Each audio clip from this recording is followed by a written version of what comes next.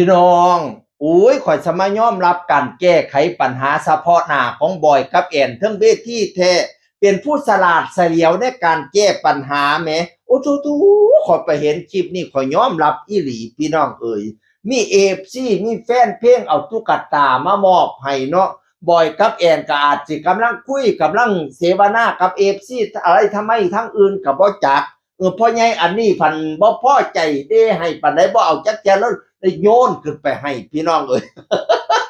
แทนที่บอยกับแอนสิศูนย์แทนสิโตกับสิดากับเสียใจเด้อกิริยาไม่น่ารักอย่างนั้นไม่มีในบอยกับแอนจ้ะบอยกับแอนใช้สติปัญญาโต้ตอบ แอนอรดีเด้อโอ้ยเจ้าเครียดตี้เจ้าเครียดตี้คอยสิเอาอยู่ไปเอามา2ตัวลูกข่อยมี2คนเพิ่นว่าข่อยสิเอาอยู่ว่าซั่นว่า บอยก็เลยบอกว่าโอ้ยเจ้าก็ทำใจแน่เจ้าก็รอแน่ทำใจแน่หากคนเขามีผัวแล้วนั่นน่ะทำใจแน่ติหากคนเขามีผัวแล้วน่ะว่าซั่นว่า แอนเลยว่าอุ้ยเจ้าคือเว้าคือส่งเจ้าศูนย์แท้ซั่นบอยว่าบอกเขาไปเลยบอกเขาไปเลยหากคนเขามีผัวแล้วน่ะบอกเขาไปเลยว่าซั่นว่าแอนร้องเพลงให้ทันทีเลย บอกอายก็ได้ว่าน้องนั้นมีผัวแล้วทักหวานดวงแก้วน้องสิทำใจแล้วก็หอมแก้มบ่อยฟอดหนึ่ง ให้อายไปซะไปหาเอาผู้ใหม่บ่อยกับหอมแก้มแอนฟอดหนึ่งผู้หญิงในโลกมากมายดีกว่าน้องลายเขายังรอพี่แล้วก็หอมกันไปหอมกันนะหอมกันไปอ้ายชะบีดบานเดียว โอ้ยข่อยเว้าซื่อๆบ่คือซุมเจ้าได้เห็นเองข่อยสิซุมเจ้าเบิ่งข่อยสิซุมเจ้าเบิ่ง ไม่หยังล่ะศูนย์บ่แม่นหยังลูกพี่ ข่อยบ่เอาหลายแล้วเลยทิมให้ข่อยตี โอ้เราโยนให้เลย ลูกข่อยมี2คนเอามาอีกตัวนึง เจ้าก็ ร็ จะ ว เฝ้าเครียดไว้หลาย เข้าใจแน่มักคนที่เขามีผัวแล้วเจ้าก็ให้เวลาเขาแน่ เดี๋ยวเจ้าก็ส่งใส่อารมณ์เดี๋ยวบอก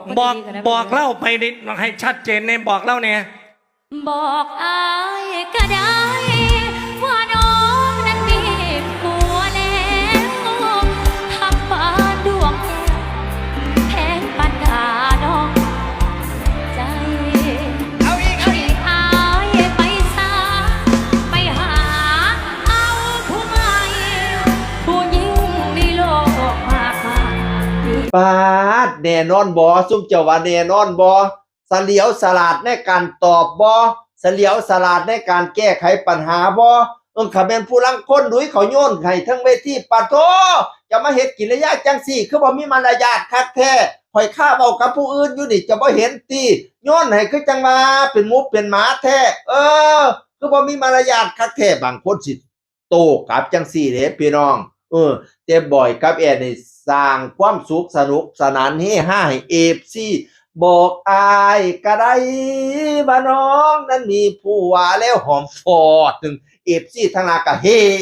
แล้วเนาะเห็นเขาเจ้าหอมกันพี่น้องเอ้ยฮักปานดวงแก้วน้องสิทำใจหอมฟอดอีก สวีทหวานเปียวโอ้ยเนาะเบาหวานค่อยขึ้นค่อยเตือนเด้อผู้ใดเป็นเบาหวานห้ามไปเบิ่งบอยกับแอนเด็ดขาดบ่ซั่นเบาหวานซุมเจ้าสิขึ้น ข้าเจ้าสวีทหวานเปียวโอ้ยปั่นผัวเบาเมียสาวพี่น้องกับผัวเบาเมียสาวอีดีเนาะปั่นใบสรุ่นเขาว่าจังซี่ซะปั่นเด็กน้อยใบทีนว่าจังซี่ซะปั่นผู้เบาผู้สาวขึ้นใหม่ว่าจังซี่ซะข้าเจ้าสวีทหวานเปียวมื้อนี้เอาความตาฮักของบอยกับแอนมาตอนมาฝากพี่น้องเอ้ยโดนๆสิได้ขึ้นเวทีร่วมกันเด้แอนก็ไปขึ้นของแอนอรดีแบนด์พุ่นน่ะบอยก็มาขึ้นกับใจเกินร้อยนานๆถึงจะได้โคจรมาเจอกันทีไรก็สร้างความสุขให้กับพี่น้องป้องไปประชาชนพี่น้องเอ๋ยจากเสียงอื่นพดกะมาสู่ฟังสวัสดีครับ